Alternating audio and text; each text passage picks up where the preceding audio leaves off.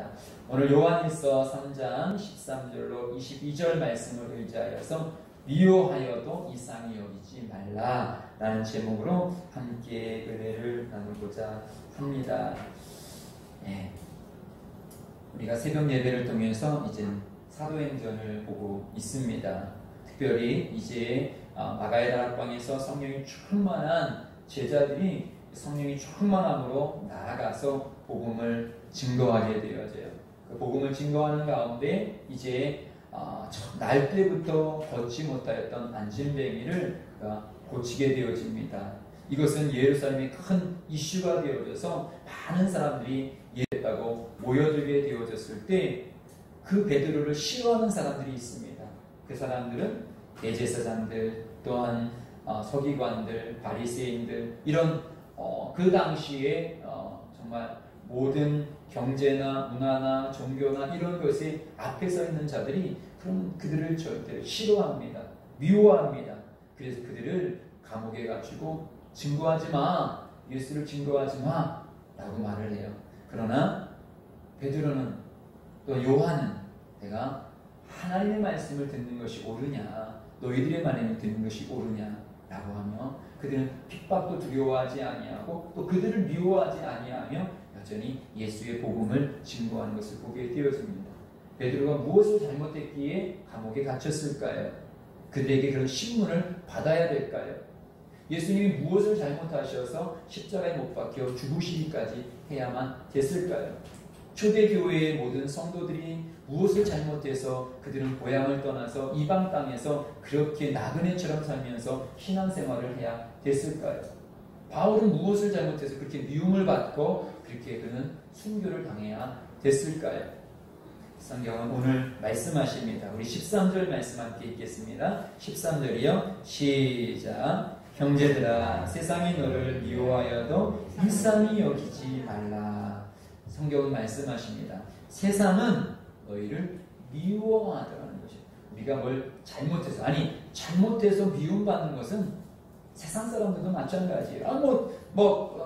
잘 지내고 있는 가운데 거기서 막 사람들에게 욕하고 싸우고 손해를 끼친다라면 누가 좋아하겠습니까? 그런데 예수님이 누구에게 손해를 끼쳤습니까? 바울이 누구에게 손해를 끼쳤습니까? 초대교회 성도들이 누구에게 손해를 끼쳤습니까? 그렇지 않았거든요. 이렇게 누구에게 손해를 끼친 것도 아님에도 불구하고 세상은 예수를 믿는 사람들을 미워한다라는 것이지요. 여러분이 예수를 믿었는데, 예수를 진실하게 믿었는데 그런 어떤 세상의 이런 일치 속에서 미움을 한 번도 받지 아니하셨다면 사실은 여러분의 신앙이 정말 내가 예수를 모시고 있는지 모시고 있지 않은지 다시 한번 점검해 봐야 합니다. 여러분, 내가 예수를 믿어도요, 주중에도 한번 말씀을 드렸는데 성령이 충만하지 아니하고요, 그냥 습관적으로 그냥 교회만 왔다 갔다 할 때는요, 절대로 세상이 여러분을 미워하지 않습니다. 오히려 칭찬을 해요. 야, 참 예수 믿으면서도 참 자유롭구나. 그런데요, 여러분이 어느 날 성령이 충만하여서 성령에 매여서 살게 되어졌을 때 제일 먼저 오는 것은 누군가가 여러분을 싫어하는 거예요. 미워하는 거예요. 왜입니까? 그들은 세상이기 때문에. 우리 누가복음 10장 3절 말씀을 함께 있습니다. 시작. 갈지어다 내가 너희를 보내니 어린 양을 이리 가운데로 보낸가 같도다. 우리는 하나님의 어린 양이시지요.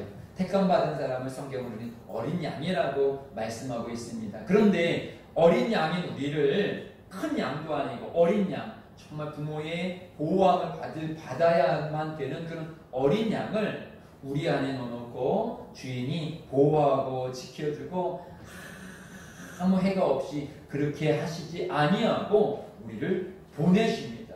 어디로 보내시냐면 이리 가운데로 보내셨다라고 성경은 말씀하고 계신 것입니다.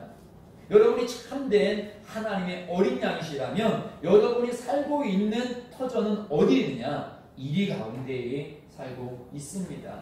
그럼 이리가 양들을 예뻐할까요? 막 쓰다듬어주고 그럴까요? 아니요.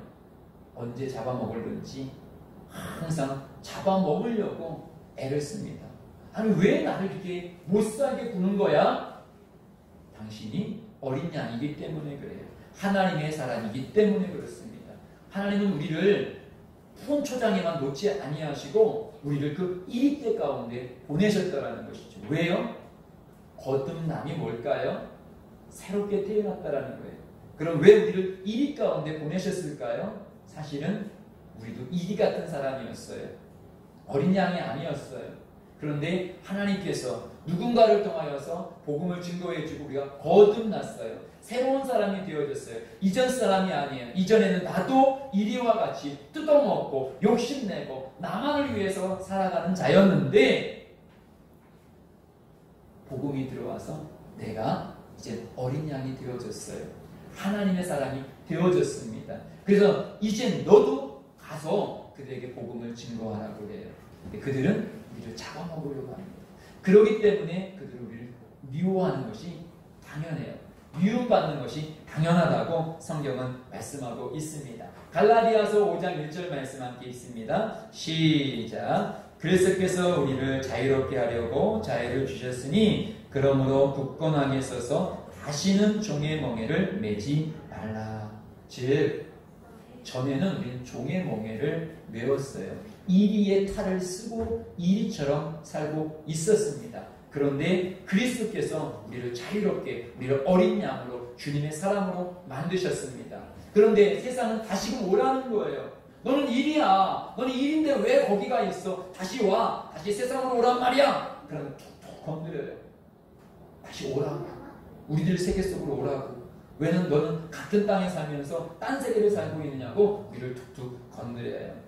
요한 1서 3장 8절이요. 시작. 죄를 짓는 자는 마귀에게 속하나니 마귀는 처음부터 범죄함이라. 하나님의 아들이 나타나신 것은 마귀의 일을 멸하려 하심이라. 예, 죄를 짓는 자마다 죄가 무엇입니까? 하나님과 떨어져 있는 것이 죄예요. 우린 죄 가운데 있었어요. 죄 가운데 있었다라는 것은 무엇입니까? 우리는 마귀 가운데 있었다라는 것이에요. 마귀 가운데 있었다라는 것은 무엇입니까? 우리가 이리로 살아갔다라는 것입니다. 그런데 예수 그리스도께서 오신 것은 그 이리 가운데 살아가고 있는 우리를 그 마귀를 멸하고 다시 어린 양으로 주님의 자녀로 삼기 위해서 이 땅에 오셨다라고 말씀하시고 우리는 그렇게 택함을 받은 사람인 것입니다.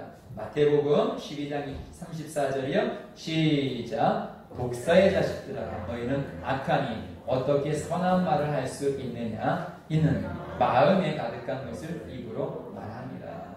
예, 독사의 자식들아 누구를 향해서 말합니까? 바리새인들을 향해서 예수님께서 말씀하고 있지요. 그들은 종교를 갖고 있었지만 하나님을 알지 못하였어요. 결국 그들은 독사의 자식. 독사가 무엇일까요? 마귀예요.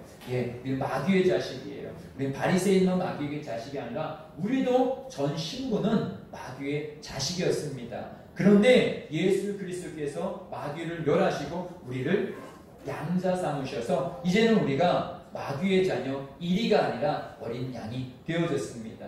그런데 어린 양 되어진 우리를 주님께서는 다시금 너는 나가서 아직도 이리의 삶 속에서 지옥으로 끌려가고 있는 저들을 향하여서 예수는 구원자이고 너희들은 거듭남으로 인하여서 너희들도 구원받을 수 있음을 증거하라 라고 말씀하고 있습니다. 그래서 우리가 지금 그 가운데 살고 있는 것입니다. 그렇기 때문에 우리는 미움을 당하는 것이 마땅한 거예요. 미움을 받지 아니하면 우리 똑같은 일이요 옛날 삶을 버리지 않은 사람인 것입니다. 여러분들이 예수를 잘 믿으면 잘 믿을수록 사람들에게 지지를 받고 사랑을 받는 것이 아니에요. 거꾸로예요. 여러분이 예수님을 잘 믿지 아니하면 아니할수록요 세상은 여러분을 절대 미워하지 않습니다. 칭찬해요. 그런데 여러분이 예수님을 잘 믿으려고 하면 그때부터 미움을 당합니다. 그러나 그 미움 속에서 우리는 절망하고 낙심할 것이 아닌 것이 그 속에서 예수의 사랑을 경험하기 때문에 그러기 때문에 우리 여기에 있는 것입니다. 볼까요? 잠언 4장 23절이요. 시작. 모든 지킬 만한 것 중에 더욱 내 마음을 지키라. 생명의 근원이 이에서 남이니라. 그런데요, 이렇게 우리가 미움을 당하게 되어지면 그 미움이 두 가지 미움, 세상 사람들에 대한 미움. 아니, 내가 뭘 그렇게 잘못했길래 왜 이렇게 나를 미워하지라는 세상에 대한 그런 반격, 반사적인 미움이 나오고요. 또 하나는 왜 나는 이렇지? 나는 왜 이렇게 살아가지? 하는 나에 대한 미움. 이 두 가지 미움. 주중에 어떤 목사님을 간증 이렇게 설교를 이렇게 듣다가 조윤교 목사님의 말씀을 이렇게 들었는데요. 목사님이 뇌출혈로 병원에 입원을 하셨었더라고요. 지금 다른 병원에 계신 것 같은데 치료는 잘 되셨다고 말씀하셔요.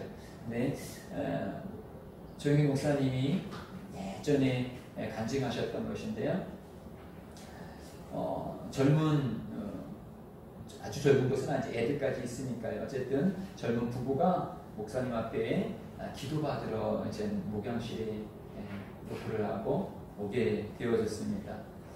한참 대화를 하게 되어지는데 목사님이 이 자매에게 그냥 기도만 하고 보낼 것이 아니라 분명히 죄에 대한 회개를 시켜야 되겠다라는 성령님의 감동이 들어서 남편을 바깥에 잠깐 내보내고 자매님에게 지금 회개해야 될 죄를 고백해야 될 죄를 털어놓아야 될 것이 있는 것 같습니다. 혹시 저에게 그 죄에 대해서 말해줄 수 있겠습니까? 라고 말했을 때 이 자매는 막 화를 내더라고요. 목사님 무슨 말씀하시는 거예요? 왜 그러시는 거예요? 저는 목사님이 능력이 있다고 해서 우리 남편이 기도받으라고 해가지고 기도받으러 왔을 뿐인데요. 뭐가 제가 이상하단 말입니까? 그러자 목사님이 아주 단호하게 당신이 죄를 회개하고 해가지 않는 나랑은 전혀 상관없어요. 그럼 말아요. 그러나 당신이 죄를 자백하게 되어지면 당신 속에 하나님의 은혜가 있어요. 그건 당신의 일이에요. 라고 직설적으로 말을 하자 머뭇거렸던 이 자매가 말을 열기 시작합니다. 대학교 때 언니가 결혼을 했는데 언니 집에서 같이 이렇게 살면서 동생들도 그 언니 조카들도 좀 봐주고 그러면서도 직장 생활도 하고 그러다가 어느 날 이 매형이랑 눈이 맞게 되어진 거예요. 그러면서 둘이 같이 말아야 될 관계를 갖게 되어져요. 그 이후로 계속 매형은 이렇게 매형인가 형부는 계속 이 처제를 바깥으로 끌어내어지고 둘이는 자꾸 이 바깥에서 이젠 이런 관계들을 갖게 되어져요. 그러다가 언니를 봐도 미안하고 조카를 봐도 미안하고 그래서 자기 속에서는 빨리 여기를 탈출할 수 있는 방법은 결혼이다. 누구든지 아무나 상관없다. 그냥 나를 데리고 갈 수 있는 남자만 있으면 나 빨리 시집 가고 싶다. 그렇게 바랬는데 어쨌든 좋은 남자를 만났어요. 거기다가 예수를 믿는 남자를 만났고 또 부유한 남자를 만났어요. 남자는 그 누구보다도 그 여자를 사랑해줬고 또 교회도 같이 데리고 가고 그러면서 그 속에서 자녀들 또한 출산을 하게 되어졌습니다.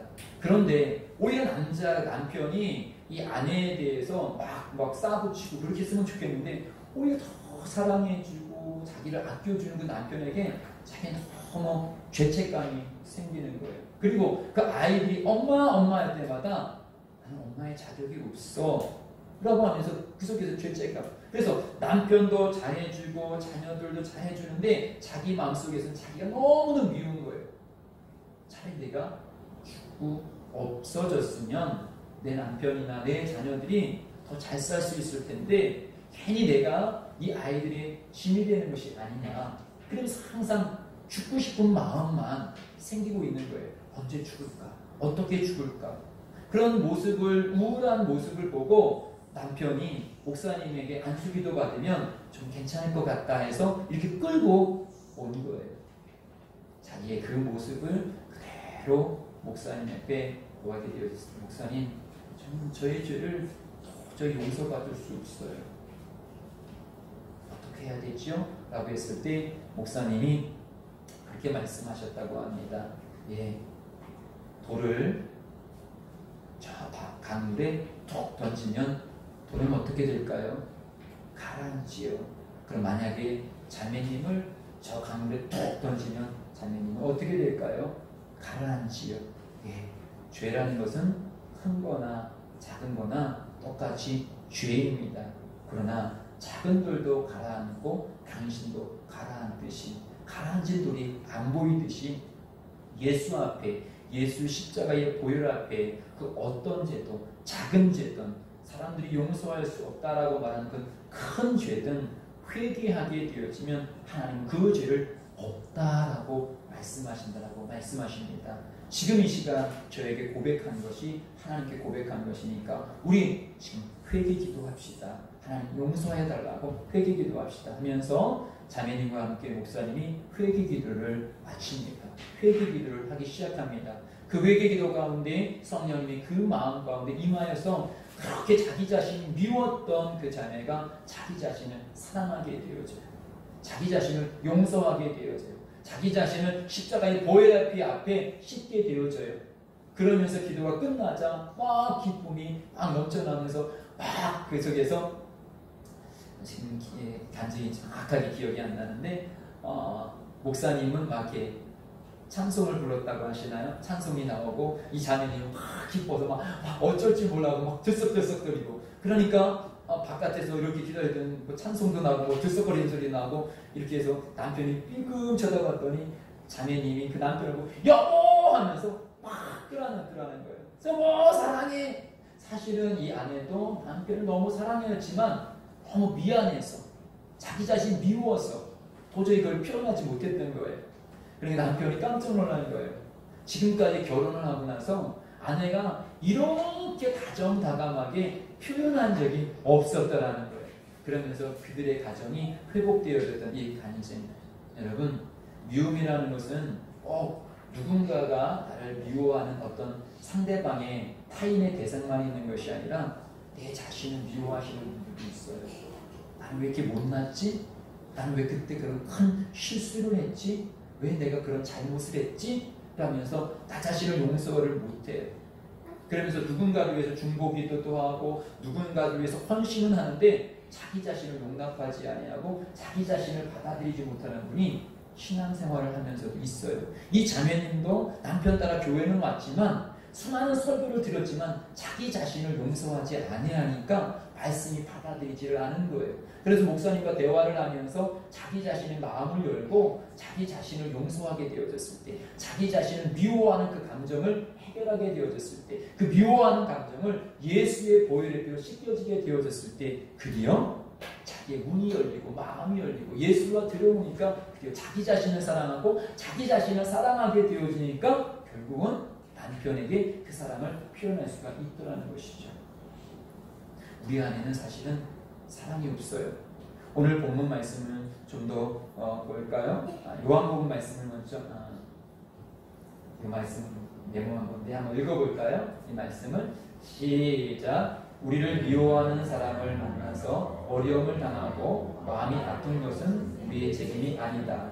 그러나 악한 자를 마음에 품고 미워하는 것은 우리의 책임이다.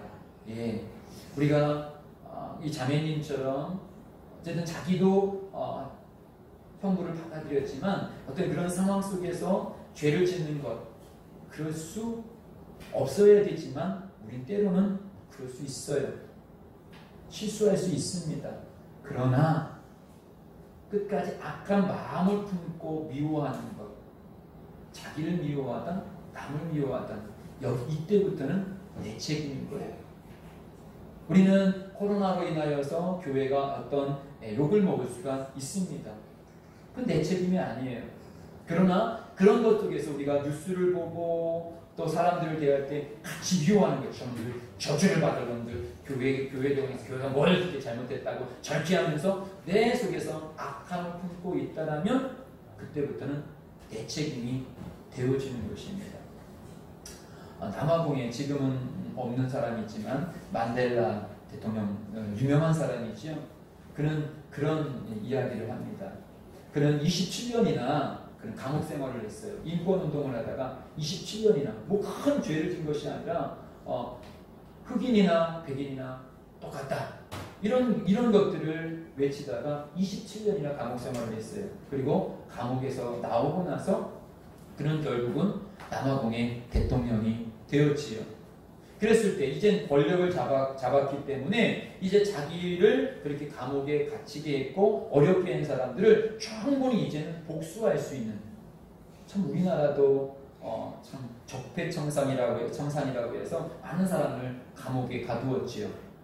예, 충분히 그럴 수 있는 그런 위치에 서게 되어졌는데 만델라는 그렇게 하지 않았습니다.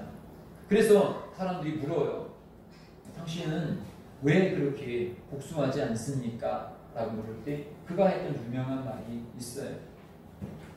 내가 감옥에 갇혔다가 이제는 몸이 자유롭게 되어졌는데 누군가를 미워하게 된다면 내 마음이 여전히 감옥에 있는 것이 아니겠습니까? 나는 내 마음을 그렇게 놓고 싶지 않더라는 것이죠. 몸은 자유로운데 내 마음은 여전히 미움의 감옥 속에, 사람들을 미워하고 원망의 감옥 속에 놓지 않겠다라는 것입니다. 그렇습니다. 네, 아까 원수마귀가 왜 사람들을 통하여서 내가 정말 믿음의 생활을 하고 말씀의 생활을 하려고 하는데 우리를 자꾸 미혹하고 화나게 하고 분노하게 합니까? 결국 우리 마음을 놓고 하고 있는 거예요. 예, 예수님도 우리의 마음을 놓고 하셔요. 우리가 세상에 살아갔을 때 내 마음의 문을 놓고 합니다. 마음의 문을 열어 내가 너에게 들어가서 너와 더불어 먹고 너와 함께 할게 하면서 우리는 그렇게 예수님을 영접한 것입니다. 그런데 반대로 사단도 바깥에서 노크를 합니다. 그것이 우리가 본문 말씀을 좀 들으면 15절 말씀이에요. 15절 말씀 한번 읽어볼까요? 15절이요. 시작. 그 형제를 미워하는 자마다 살인하는 자니 살인하는 자마다 영생이 그 속에 거하지 아니하는 것을 너희가 아는 거라. 그 형제를 미워하는 자마다 살인하는 자다. 예. 이게 창세기 말씀인데요. 창세기 4장 7절로 8절 말씀 함께 읽겠습니다. 시작. 내가 선을 행하면 어찌 낯을 들지 못하겠느냐. 선을 행하지 아니하면 죄가 문에 엎드려 있느니라. 죄가 너를 원하나 너는 죄를 다스려지니라. 가인이 그의 아우 아벨에게 말하고 그들이 그에 있을 때에 가인이 그의 아우 아벨을 쳐 죽이니라. 예, 쳐 죽이기 전에 가인의 마음 가운데 동생을 향한 미움의 마음이 있는 것을 보게 되어졌어요. 그리고 그 문 앞에 죄가 엎드려져 있음을 주님께서 말씀하고 있습니다. 예수님께서 바깥에서 우리의 마음을 놓고 해서 이리와 같이 살고 있는 우리를 놓고 하여서 마음의 문을 열고 들어오셔서 우리의 죄를 용서하시고 하나님의 자녀를 삼았듯이 사단 또한 우리 문 앞에 서가지고 우리 마음 가운데 노크를 하고 있어요. 야, 저 사람이 저렇게 너에게 그런 행동을 하고 너에게 그런 말을 하는데 너는 바보냐? 왜 아무 말 하지 못하고 그렇게 있는 거야? 싸워! 욕해! 넌 입이 없어? 힘이 없어서 두려워서 그러는 거야? 싸워봐! 하면서 우리의 마음이 자꾸 노크를 해요. 그래서 미워하게 만들어요. 여러분, 이렇게 어떤 아무리 내가 착하게 살려고 선하게 살려고 해도 자꾸 주위에서 또 말을 하고 또 말을 하고 또 말을 하고 하게 되어지면 어느새 내 속에서 참고 하다가 에이 하고 폭발할 때가 있어요.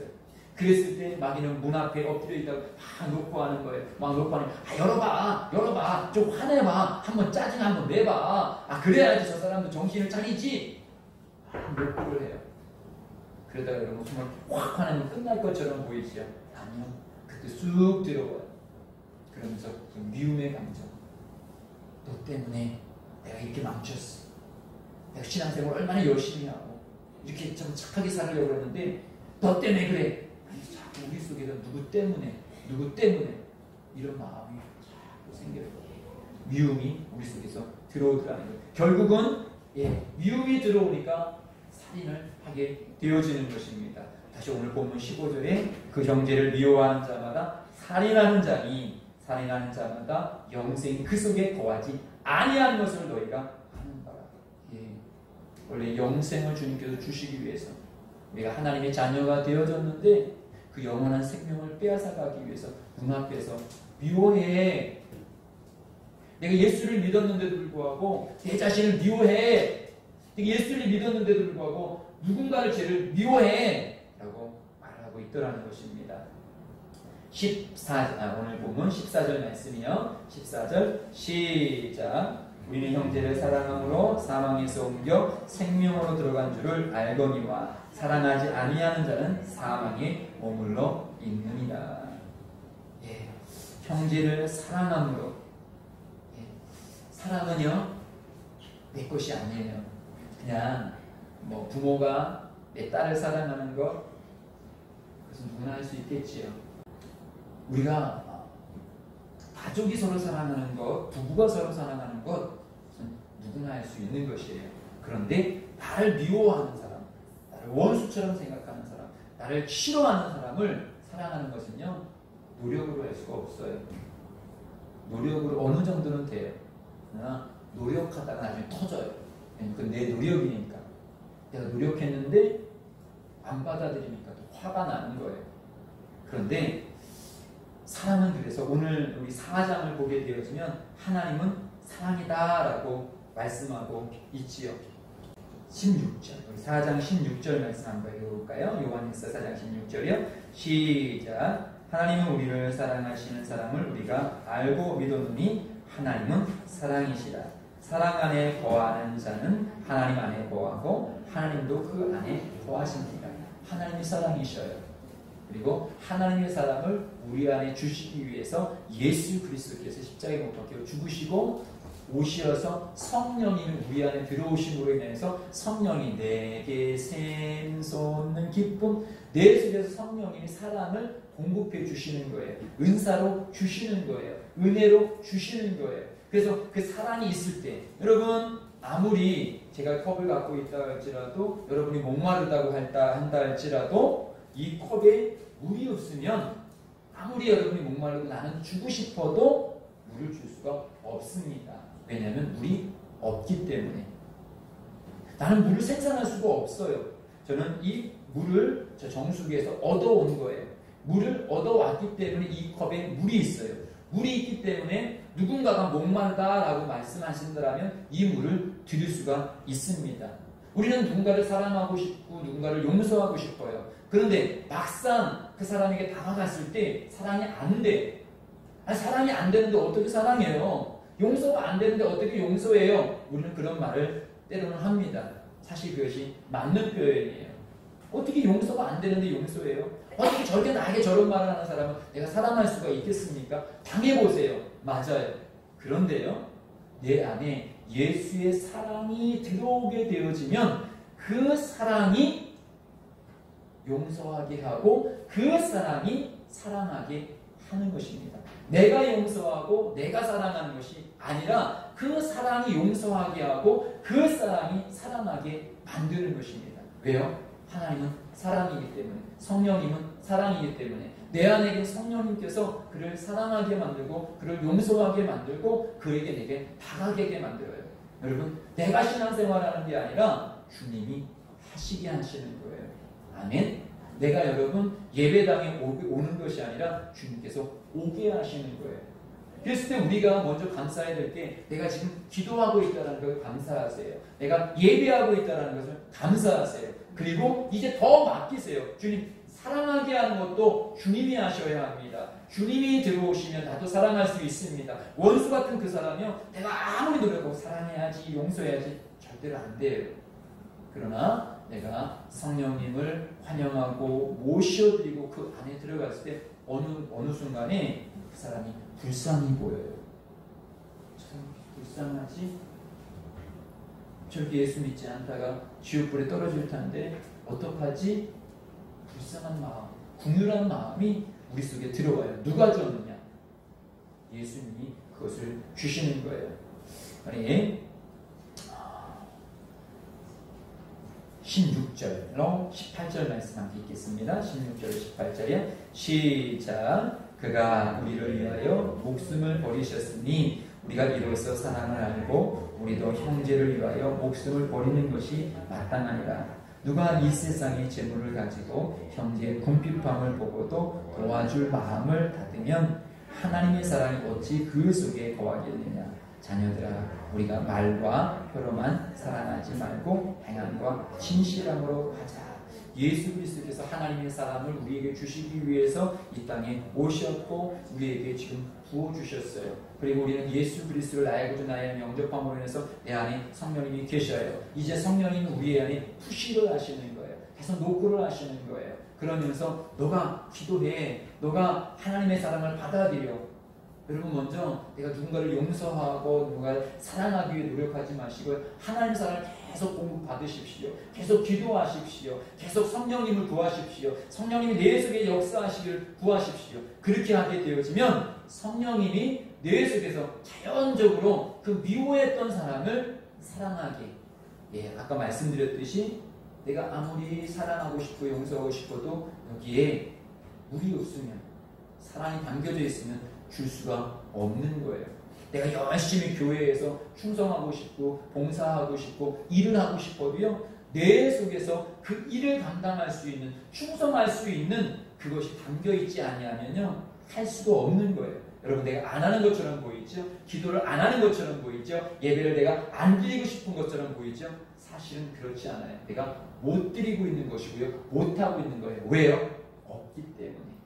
그것을 내가 그 믿음의 자리로 나를 끌고 갈 수 있는 에너지가 없기 때문에. 여러분, 아무리 좋은 차를 타도요 거기에 에너지, 지금 전기차도 있죠. 전기를 충전하든지 석유차면 휘발유가 들어가든지 그 에너지가 들어가야지만 그 차가 움직일 수가 있는 것입니다.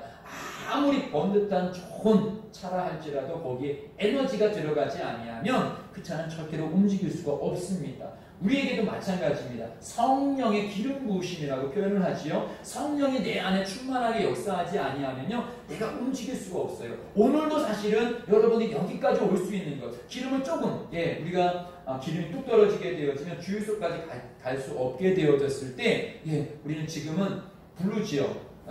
긴급출동을 불러요. 긴급출동을 부르면 한 1.5리터 정도의 석유를 갖고 와요. 그럼 꾹꾹꾹꾹 그거를 부으면 그만큼 갈 수가 있는 것입니다. 그 말씀을 드리다 보니까 제가 생각나는 옛날 이야기가 있는데, 옛날도 아닌데 제가 대학 조교로 있을 때 우리 학생 중에서 저를 너무도 잘 따르는 그 과대표가 있었어요. 그래서 너무 정말 저를 잘 따르고 그래서 참 귀했는데, 그 아이가 이제 군대를 입대한다 그러는 거예요. 그래서 야, 내가 군대까지 훈련소까지 내가 데려다 줄게. 저기 그 친구는 이제 뭐라 그러죠? 경찰 위병이라고 뭐라고 경찰을 의경이라고 맞나요?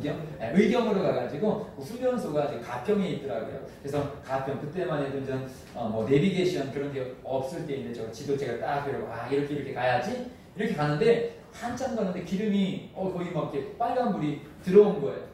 그래서 들어왔는데 지도책에 보니까 주유소가 여기 있고 고개 넘어서 저기 있고 그런 거예요. 근데 여기 딱 주유소를 지나가는데 주유값이 너무 비싼 거예요. 에이, 고개 넘어서 여기 책에 보니까 주유소가 있으니까 저기 가서 넣어야 되겠다. 그래가지고 차를 그 주유소를 한참 지나가지고 차를 중턱으로 쫙 갔는데 갑자기 오르막길에서 차가 멈춰버렸어요.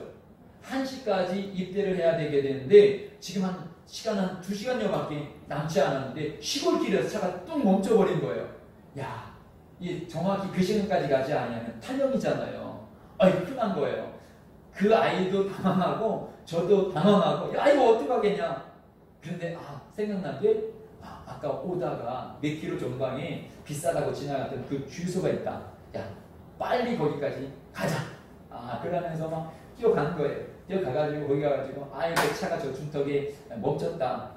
그러니까 그 아저씨가 이제 차를 끌고는지 지금 정확히 기사가 있는데 그 들통인가 여기에다가 기름을 받았는지 그래가지고 기름을 그냥 임시로 주유하고 그리고 목적지까지 보내고 나서 그래서 딱 그 가평의 부대 앞에서 짜장면 집에서 짜장면 먹고 딱 보내니까 정확히 1시였어요. 야, 그냥 밥도 못 먹이고 보낼 뻔했었어요.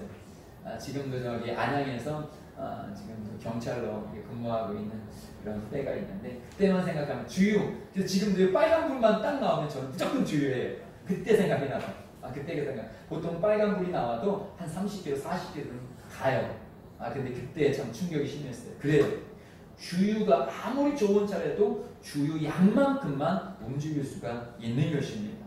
우리가 아무리 능력이 있고 많이 배우셨다 할지라도 주님의 은혜가 들어온 만큼만 내가 예배하고 기도하고 충성하고 용서할 수가 있다는 사실을 잊어서는 안 됩니다. 그러기에 나는 요만큼만 용서할 수 있어. 그건 내 생각이에요. 성령이 충만하게 들어오면 우리가 에스겔서를 함께 나눴듯이 에스겔에서 성전에서 나온 물이 콸콸콸 나와가지고 나를 잠식시켜버리게 되어지면 나를 그냥 움직이셔요. 나는 도저히 용서할 수 없는 내 자신에 대해서 용서할 수 없다라고 생각했는데 어느 날 내 자신을 용서하게 되어지고요. 저 원수 같은 사람, 저 사람은 절대 용서할 수 없어. 내가 다시 회복하여서 내가 잘 살아서 저 사람 정말 원수 갚고 말 거야 라는 그 사람조차도 다 용서할 수가 있어요. 내가 하는 게 아니라 성령님이 들어오시는 사랑이 공급되어지게 되어지는 20절, 21절 말씀 함께 읽습니다. 20절, 21절에 19절이요. 오늘 19절부터 읽습니다. 19절이요. 시작. 이로써 우리가 진리에 속한 줄을 알고 또 우리 마음을 주 앞에 굳세게 하리라. 뭘로써 내가 예수에 속했는지 진리 안에 있는지 알게 되어지면 나는 전에 절대로 용서할 수 없고 사랑할 수 없는데 내가 용서가 되어지더라는 거예요.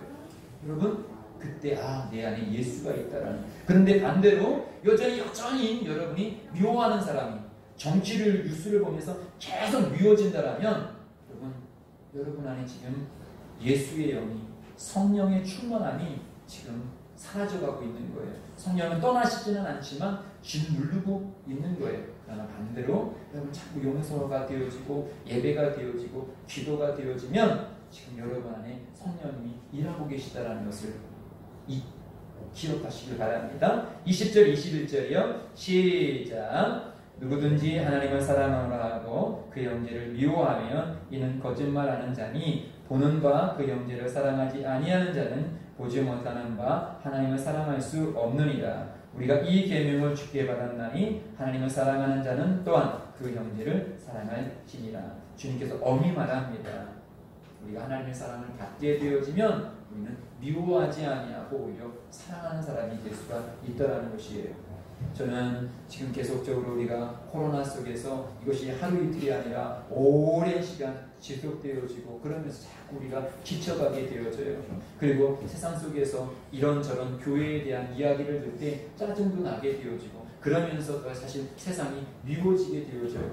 그러나 더 중요한 것은 세상에 있는 우리는 미움을 받는 것이 당연한데 어느 순간에 그 미움이 내 속에 들어와서 나도 같이 미워하게 되어지면 안 된다는 것을 말씀드리고자 하는 것입니다. 다시 자꾸 미움이 자꾸 우리 속에 들어오려고 합니까? 다시 기도하셔야 합니다. 내가 미움을 아무리 막으려고 해도 막아지지를 않아요. 지금도 태풍이 막 올라오고 있지요. 이번에도 며칠 전에도 태풍이 올라와서 부산에 있는 고층 아파트들의 건물들이 막 깨지고 물이 막 들어왔던 뉴스들을 많이 보게 되어져요. 그것을 태풍이 왔을 때 물이 들어차지 않도록 모래주머니를 갖다 놓고 막 준비를 하지요. 그런데 그것보다 더 확실한 것이 무엇입니까? 이번에 마이삭이라는 태풍이 엄청나게 큰 위력을 가지고 한반도를 관통할 것이라고 어제 그제까지도 뉴스 나왔어요. 근데 어제 뉴스가 약간 바뀌었지요? 어떻게 됩니까? 동쪽으로 약간 바뀌었다고 그랬지요. 무엇이 그렇게 만들었습니까? 방파제를 막 싸가지고요? 아니요. 저기압이라는 것이 이 중국 쪽에서 쭉 내려오니까 이 태풍의 경로가 이 저기압 때문에 쭉 동쪽으로 밀려나가더라는 것이죠. 막 모래주머니를 안 싸도 저기압이 쭉 내려오니까 태풍의 진로가 바뀌는 것처럼 내가 미워하려고 안 미워하려고 막 노력하는 것이 아니라 말씀의 성령의 바람이 내 속에 쭉 오게 되어지면 그 미움이 쏙 밀려가요. 자연적으로 밀려가요. 내가 뭔가 노력하고 막 책을 읽고 노력하고 미워하지 말아야지 이렇게 안 해도요 쭉 내려가요. 대통령을 향하여서 정치인들을 향하여서 미워하지 말아야지. 그래도 난 예수 믿는 사람인데.